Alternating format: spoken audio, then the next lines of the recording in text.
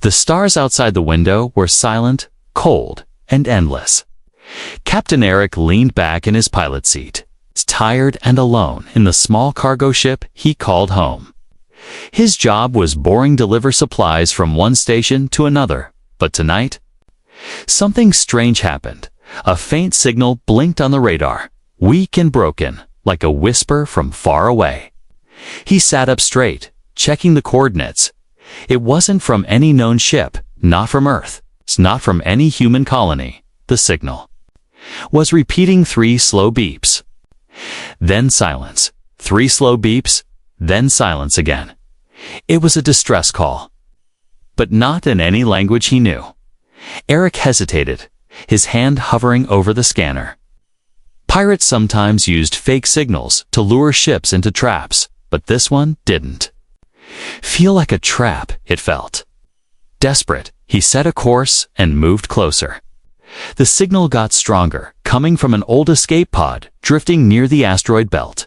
Its surface was burned, its engines dead. There was no movement inside.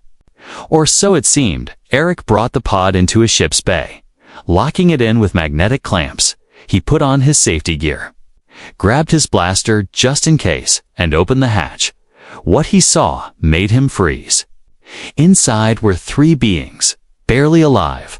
A tall alien woman with glowing violet skin, holding 2 small children close to her chest. They looked like her, but weaker, thinner, barely breathing. The woman's eyes opened slowly, glowing soft blue. She tried to speak, but coughed instead. Her body shaking, Eric lowered his weapon. Shocked by her condition, he could see pain, fear, and something else in her eyes. Hope, please, help, she whispered, the words rough and broken. Her voice was soft, shaking with weakness, but clear enough to understand. Children, please, save. Eric's heart pounded. This wasn't a trap. This was real. He lifted the kids gently into his arms and carried them to the med bay. Then helped the alien woman to stand.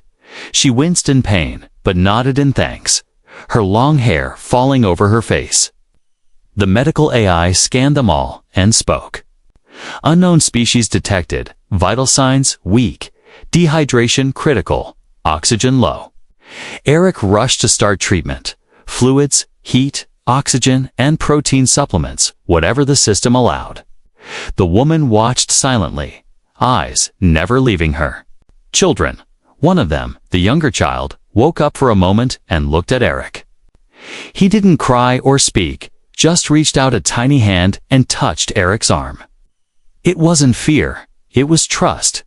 That simple touch hit Eric harder than any bullet. He whispered softly, "You're safe now." Later, when the woman had gained some strength, Eric brought her warm broth and asked her name. She looked up and said, "Nira," then pointed to her children, "Sella." "Jen?" He nodded slowly, repeating the names. "Nira, Sella, Jen. You're safe here." Nira's eyes filled with tears as she gripped the cup with shaking hands. She tried to speak more, but couldn't find the words. Instead, she pointed at the cracked wrist console on her arm. Eric tapped it gently. Showed a short log of the escape pod's journey. It had come from a system over 20 light-years away. The last log entry said, "Royal transport destroyed. All Guardians dead. Pod launched, unknown enemy pursuit." Eric's eyes narrowed. Royal? Guardians. Pursuit. Something big had happened, and these 3 were the only ones left. He looked at Nira, again her posture, the way she moved, the way she protected her children.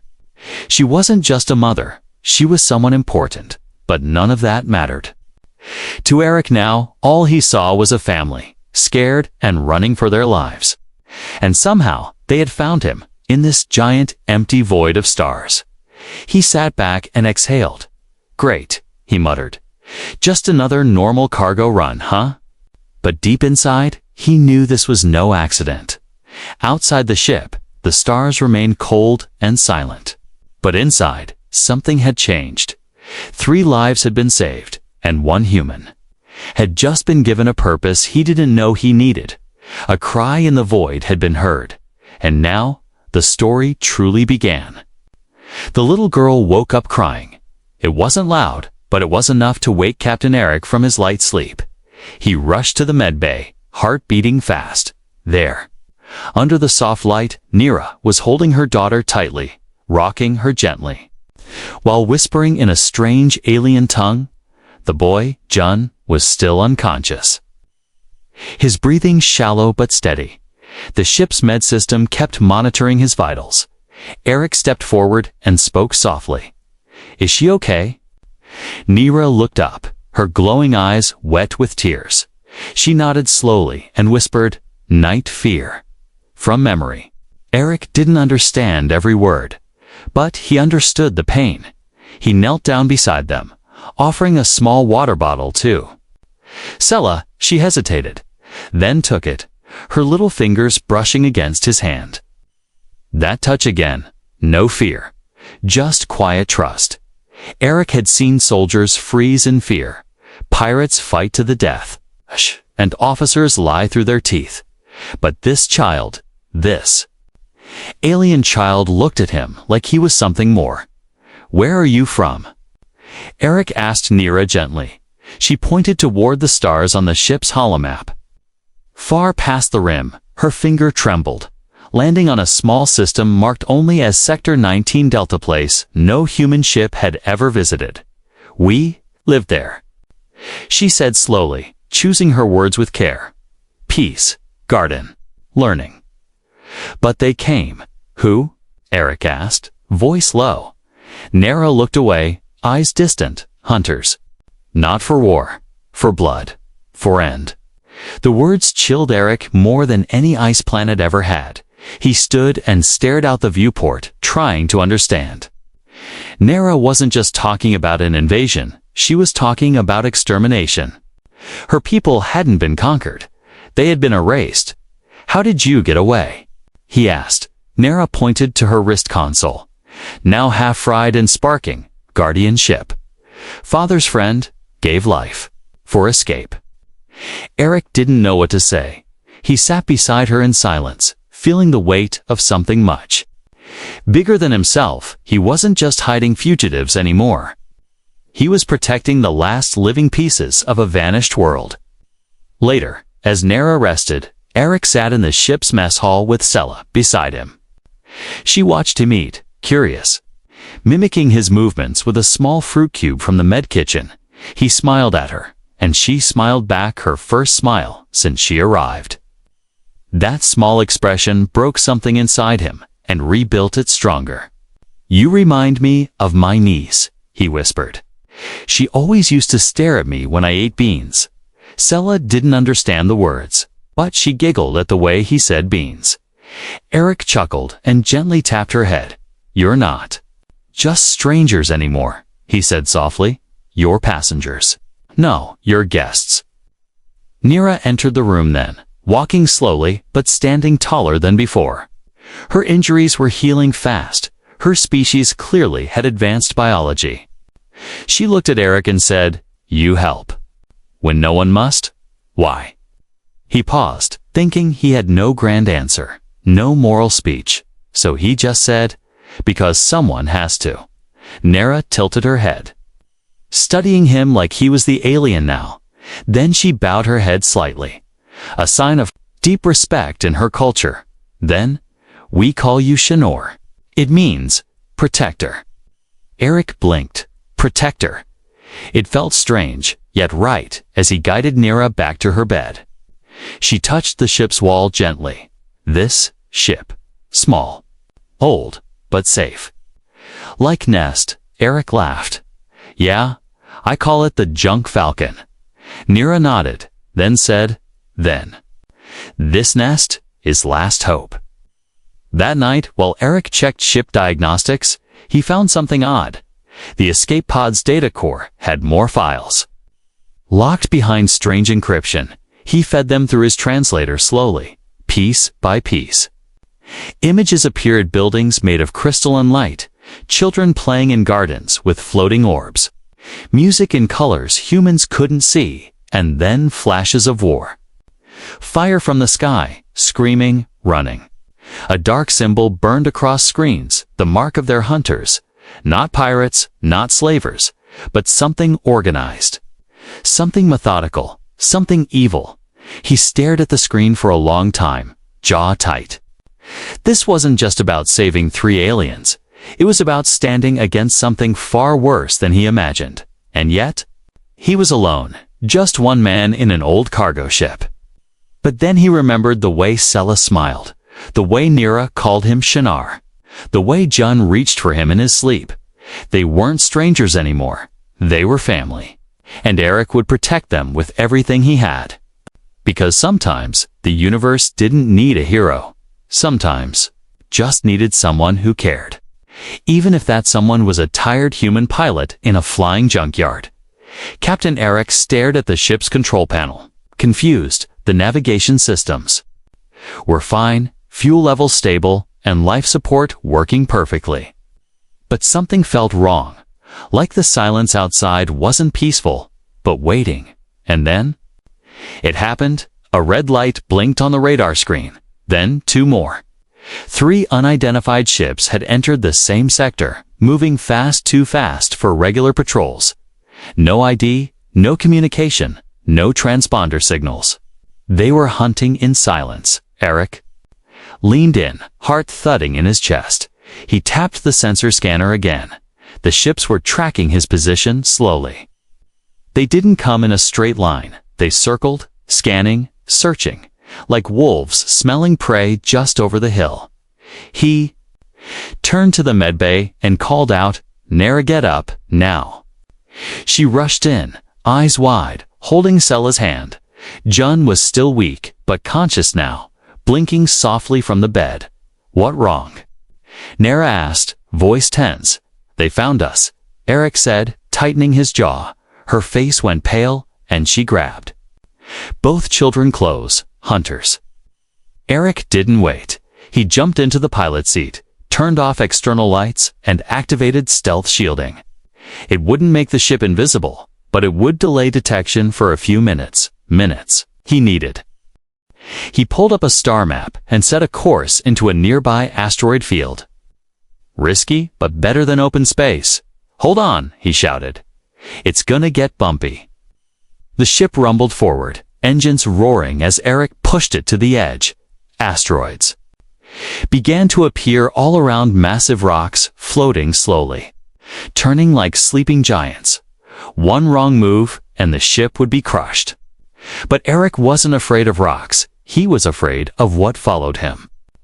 The enemy ships began scanning harder, narrowing in. They weren't firing yet. But they would soon. These weren't pirates. They were professionals, fast and deadly. Eric saw the dark shapes behind him sleek. Silver black, with glowing red. Eyes on their fronts, they looked less like ships and more like flying beasts from a nightmare. "They will not stop," Nira said behind him. Voice steady but soft. "They smell our kind. They chase until death." "Why?" Eric asked, turning quickly. "Why do they want you dead so badly?" She held her children close, and for a moment said nothing. Then she whispered, "Because we are the last royal bloodline. They want it finished." Eric's eyes widened. Royal. He had guessed she was important, but the last of a royal family. "This just keeps getting better," he muttered. Turning the ship sharply to avoid a spinning boulder, Sela screamed, but Nara held her tight. Whispering calming words in their alien tongue, a sudden flash behind them, one of the hunter ships fired. The beam missed, hitting a nearby asteroid and shattering it into pieces. Alarms blared inside the cockpit, shields down to 80%, the system warned coldly. Eric didn't slow down. Instead, he dove deeper into the asteroid field. Zigzagging between rocks the size of cities, the hunters followed, but they were slower here, more cautious. Their speed gave Eric one small advantage. He knew this kind of terrain. He had flown through rock storms before, while they only knew how to kill in open space. "This is my nest now," he growled. Flipping the ship through a tight gap and twisting around a broken moon chunk, he activated a pulse mine and dropped it behind them. Seconds later, boom, one of the hunter ships clipped the mine and lost control, crashing into an asteroid, vanishing in a flash of light. Yes. Eric shouted, pumping his fist, but there were still 2 more behind him. Closing in again, John coughed from the back room, and Eric's heart twisted. This wasn't just a chase anymore, it was a rescue. A mission, a war for one family's survival. And now? It was his fight too. He turned sharply, heading for a narrow cave inside one of the larger asteroids. It was tight, but it would hide them, if only for a little while. As the ship slid inside the rocky tunnel, dust and metal scraped the sides, but they made it through. Eric shut off the engines and dimmed all lights. Silence returned, but this time it was heavy and cold. Nira sat beside him, her hand shaking slightly as she held her daughter. Sela leaned her head against Eric's arm again, and he let her. She looked at him and whispered something in her own language. Nira smiled faintly. She say, "You're not scared when you hear?" Eric blinked, looking down at the small alien girl pressed against his side. She wasn't afraid, not anymore. He swallowed hard and nodded, whispering, "I'll keep you safe. I promise." Outside, the hunters searched, scanning the dark. Rocks, but for now, the family was hidden, still alive, still together, and still fighting. But Eric knew this was just the beginning, because now the enemy knew they existed, and next time, they would not miss. Captain Eric was asleep in the pilot's chair. The engine was cold, the ship quiet, hidden inside the asteroid's belly like a sleeping animal. But Nira was awake, eyes glowing faintly in the dark. She moved silently, her steps soft, careful. Not to wake Eric or her children, Jun and Sela were sleeping peacefully now, curled under heat blankets, but Nira's heart was not at peace. Too much had happened, too much was still coming. She walked to the small communication panel near the med bay. The old transmitter was cracked and rusted, barely used, but it still had power. Nira took a deep breath and removed the broken crystal chip from her wrist console. It sparked, hissed, and then glowed softly in her palm. She slid it into the transmitter port. The system blinked awake with a buzzing sound. She began typing, not in human language but her own. A message of truth, pain, and warning, not to her people. They were gone. This message was for Earth. She didn't tell Eric she was sending it. She knew he wouldn't stop her, but he would ask questions, and some things were better left unsaid. For now, the message was short. Survivors fleeing extinction. Threat coming. Humanity must not ignore. One human has chosen to help.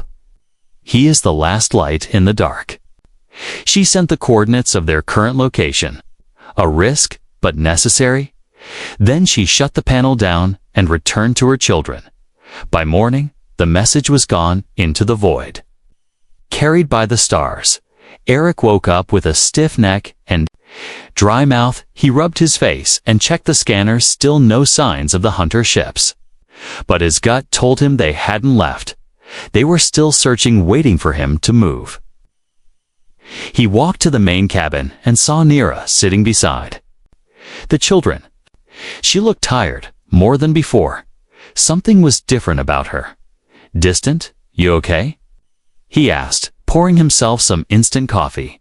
She nodded, but didn't meet his eyes. "I think of past," she said softly. "Of before war. Of before fear." Eric sat across from her, sipping the bitter drink. "Want to talk about it?" Nira looked at him quietly, then spoke. "Our world was beauty, not war." She smiled sadly. Children flew with wings of light. Music filled sky. We had no weapons, no need. "And then the hunters came," Eric said. Finishing her sentence, she nodded, tears forming again. "They came not to take, but to erase. Every light, every song, John stirred in his sleep, and she reached out to brush his hair. Her hands shook as she whispered, "They came because of me." Eric blinked. "You? You said you were from a royal line," he added. "That makes you a target." Nira nodded slowly. "My father was leader. Tried to speak to stars, to warn others of danger, but enemies feared unity. So they made example of us." Eric leaned back, silent. He didn't fully understand her history, but he understood what fear did to power. He'd seen it before. Fear made people do evil things. Erase truth, erase people. Even whole worlds. Suddenly, the ship's old campanelle beeped, not loudly, but enough to get his attention. He stood and walked over. Incoming ping Earth relay node 19. His eyes narrowed. He hadn't sent anything to Earth. He clicked into the log and saw the outgoing message timestamped hours ago. Encrypted but real, sent from his ship while he was asleep. He turned sharply toward Nira. "You sent a message?" he said. Not angry, but stunned. She didn't. "Deny it?" "Yes, I did." "Why?" he asked, voice low.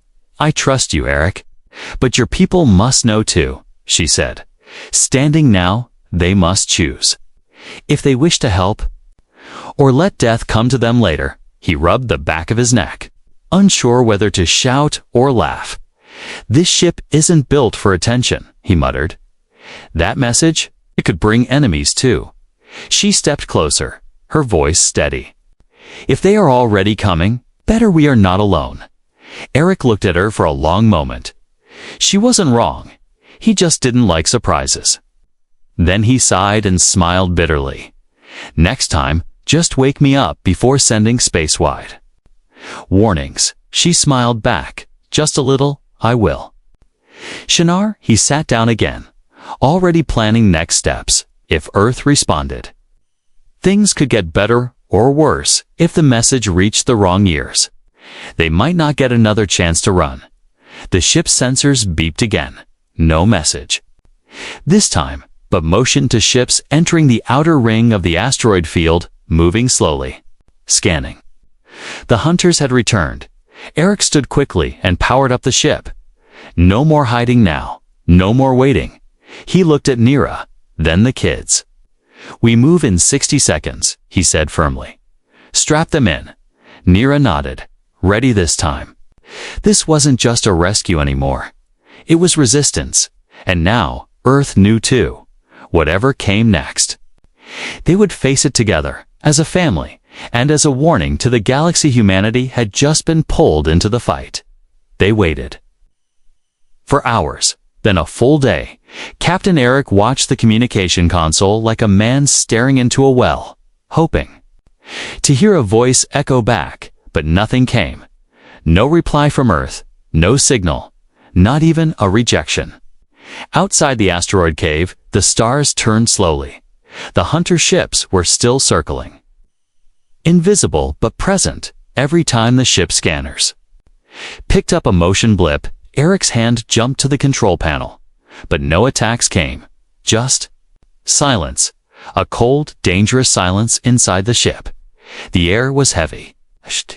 Nara sat quietly in the back corner, holding Sella in her arms, while John rested his head on her lap. They hadn't spoken much since the message was sent. Eric didn't blame her. He didn't know what to say either. Finally, he stood and slammed his hand on the console. "Why aren't they answering?" He whispered, "What's Earth waiting for?" Nira looked up with tired eyes. "You said your people are many," she said gently. "Perhaps they wait to agree." Eric shook his head. "No, it doesn't take this long. Not for a distress message. Not if they care." He leaned over the controls. Face lit by the cold blue light. "I worked with Earth Fleet for years. I know how fast they can act when they want to." The silence was louder now. It wasn't just waiting, it was abandonment. And then, a ping. The compan lit up, suddenly briefly displayed a short encrypted reply. Eric's heart leaped as he opened the message. but when he read the words, his stomach dropped. Stand down and await instructions. Do not engage. No rescue authorized. That was it. No orders to assist, no coordinates, no supplies, no plan. Just cold military language telling him to sit tight and stay quiet. A command, not a lifeline, Eric. Leaned back slowly, jaw tight.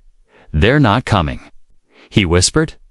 Nera didn't speak, but Eric saw her eyes, and what he saw hurt more than anything else. She wasn't surprised. She had hoped, but never believed. I'm sorry, he said softly. They won't help us. She nodded once, expression calm but distant. Then we help each other. That night, Eric sat alone in the engine bay, fixing a broken coolant tube.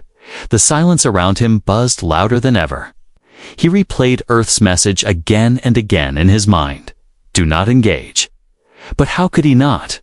He had 3 living beings in his care, 2 children and their mother, the last of their kind.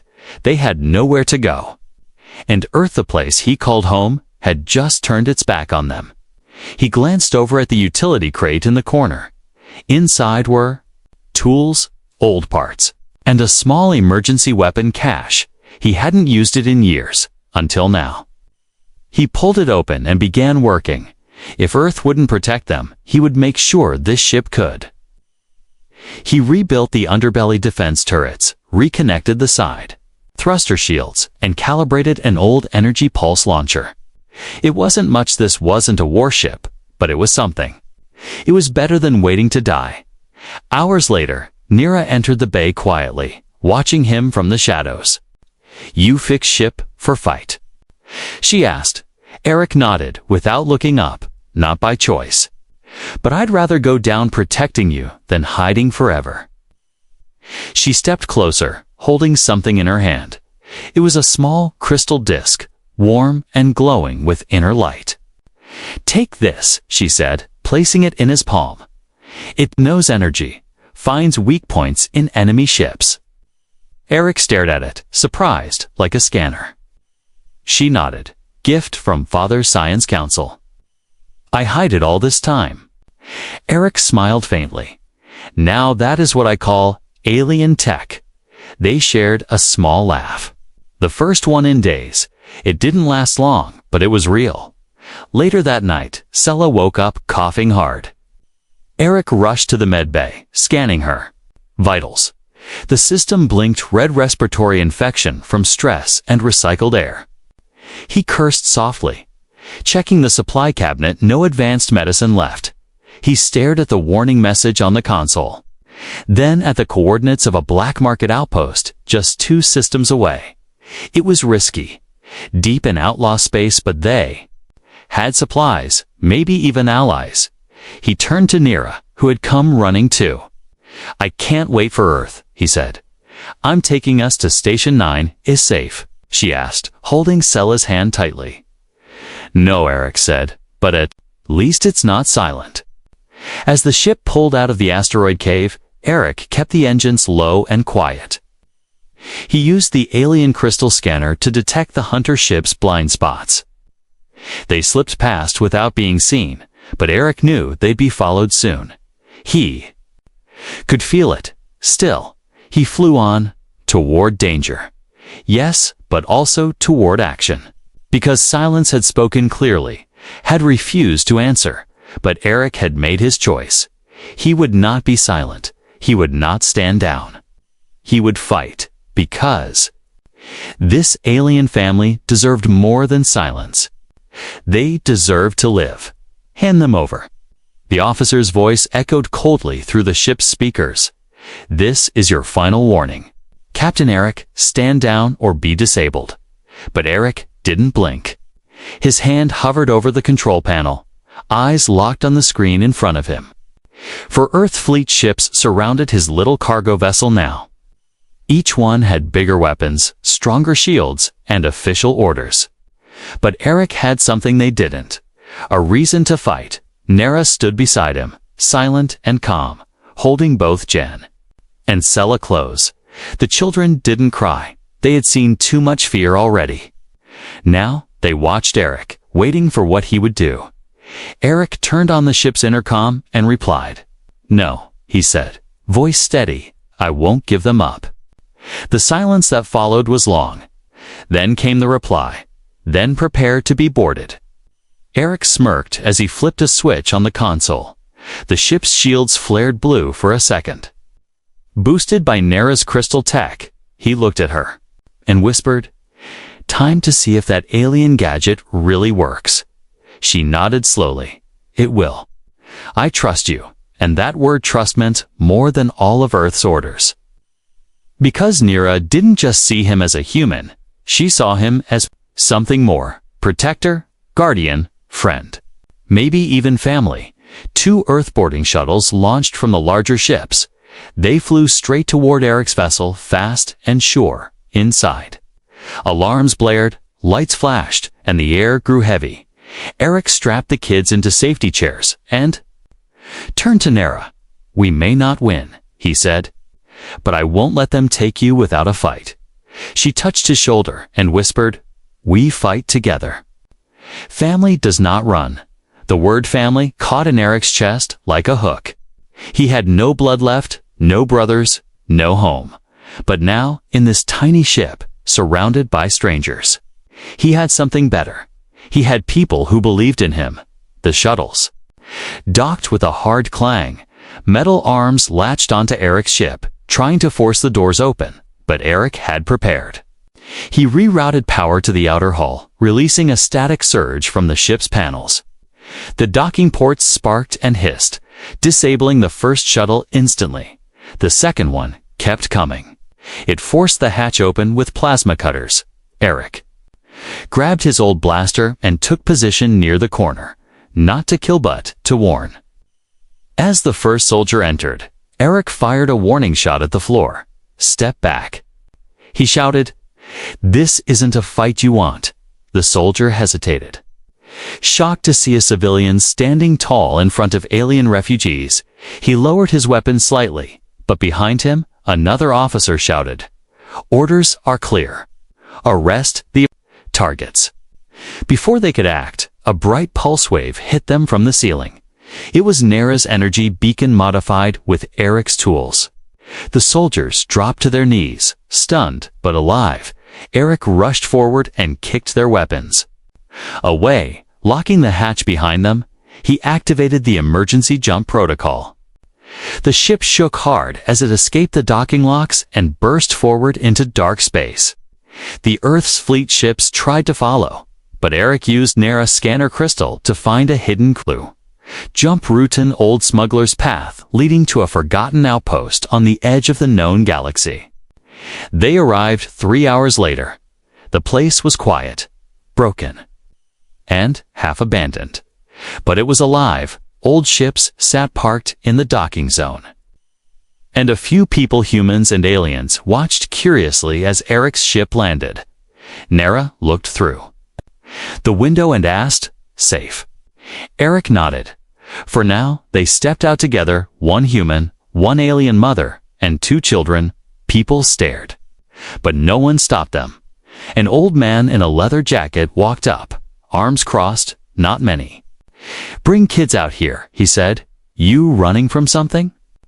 Eric didn't lie. "Yes," he said, "but I'm done running. I'm building something now." The man smiled slightly. "Then you're in the right place. We don't ask questions here. We just survive." Eric turned to Nera. "You'll be safe here," he said. "We'll build a new life, step by step." She looked up at him, her voice soft but clear. "You already gave us life again. Now we give it back to you." Sella ran forward to the nearest open field. Spinning in circles with laughter, John followed. Still weak but smiling, Eric watched them, heart full.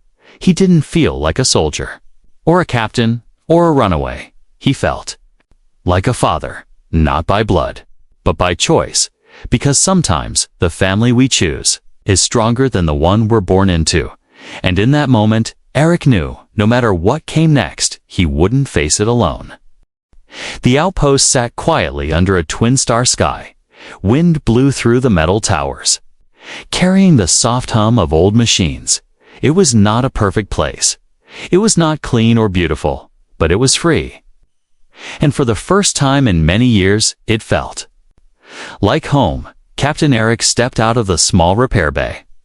Wiping grease from his hands, the cargo ship, now almost unrecognizable, sat behind him. Freshly painted with a new symbol. Not Earth's flag, not alien code, but a mark of unity, two circles, one inside the other. Glowing blue and gold, Nara's idea.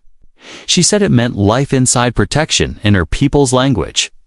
Sella ran past him barefoot, laughing. She was chasing a small wind drone that hovered and dipped through the dusty courtyard. Her laughter echoed like music in the air. Jun followed, slower but stronger than before. His body healing, his eyes brighter. Eric smiled. It still amazed him how fast children could recover, how fast they could adapt. He turned and found Nira standing nearby. She wore simple robes now, not the fine silks of her royal past, but she held herself like a queen, quiet, steady, watching her children, watching Eric, watching everything, because she had learned not to trust easily anymore. And yet, she had trusted him. They're happy, Eric said softly. Walking beside her, she nodded. Yes. Because they feel safe, because you gave them time to breathe again. He looked at her and asked, and you? Do you feel safe now? She didn't answer right away. Instead, she looked toward the stars above. Then she whispered, no place is truly safe, not forever, but this. This is peace. Eric understood. Peace didn't mean safety. Peace meant a chance, a place to heal, to grow, to live again. And that's what they had now, least for a little while. Inside the outpost's main hall, Eric was filling out registry papers. They needed names to stay here, names for the system. Earth's identity codes were dangerous. Alien markers would raise flags, so Eric made a choice. He scribbled down, family name, Solari guardianship, Eric Solari. Dependents, Sella Solari, Jun Solari co-guardian, Nira Solari. He stared at the paper for a moment before submitting it. That name Solari was from a story his mother used to tell him, about light that never died, stars that kept shining, even when the night seemed endless. When he handed the papers to the registrar, the clerk just nodded. No questions, just approval. Eric turned and saw Nira standing at the door. She had seen the names. She didn't speak, but her eyes filled with quiet warmth, and when she looked at Sella and Jun playing outside, she whispered, this name is good. Days turned into weeks. The small family settled into a rhythm. Eric took repair jobs, upgrading ships for passing travelers. Nara worked with the outpost's hydroponic system, helping to grow food with her people's technology. And the children began attending a small learning pad place with mixed species kids. They learned to speak both Earth Standard and their mother's native tongue. They smiled more, laughed more, and Eric began to sleep better at night, but danger was never far away. Sometimes, new ships arrived, ships with questions, with badges. Rumors floated through the station. Earth knew what Eric had done, and the hunter ships. They were still searching the outer zones, but no one at the outpost spoke. The people there had seen too much, lost too much. They didn't care about orders or flags. They cared about survival and about loyalty to those who helped others survive. One evening, as the twin suns dipped below the dusty hills, Eric sat outside the ship, carving something into the hull. Jun sat beside him, watching closely. What's that? The boy asked softly. A name, Eric said, smiling. This ship's new name. Jun leaned closer and read it slowly. The Nest Fire, because it kept us warm. Jun guessed. Eric nodded. And because it burned those who tried to break in, he said with a wink.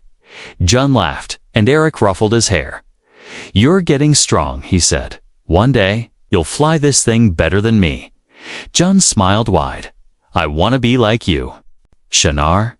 Eric's throat tightened. He didn't answer, just hugged the boy quietly. Because that one word, Shinar, meant more than captain, more than protector. It meant family. Later that night, Nara joined Eric on the outpost roof. They sat side by side, watching the stars. She held out a hand and showed him a small, glowing seed. "My last gift," she said, "from my home. It grows only where hope lives."